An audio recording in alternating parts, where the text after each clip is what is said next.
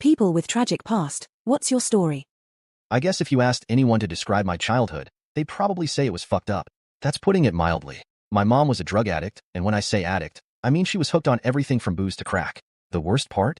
She never gave a shit about me. I never had a birthday. No parties, no presents, nothing. Not even a happy birthday, son. She was too busy getting high or fucking some random guy for money.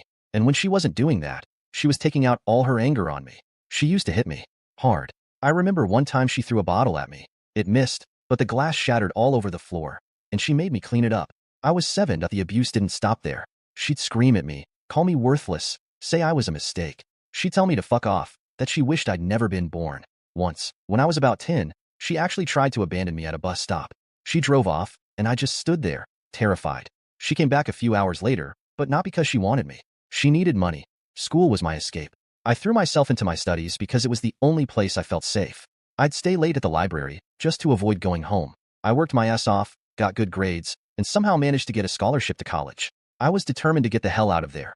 College was tough, not just academically. I didn't have any money. I worked 2 jobs just to pay for books and food.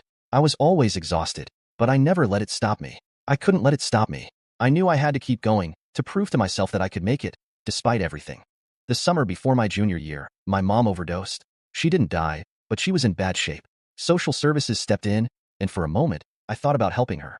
But then I remembered all the shit she put me through, all the time she told me she wished I was dead. And I made a decision. Fuck her. She wasn't my problem anymore. I wasn't going to let her drag me down, so I kept my distance.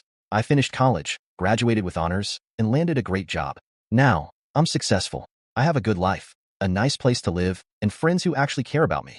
I don't talk to my mom. I don't even know where she is, and I don't care. She's a ghost from my past, and that's where she belongs.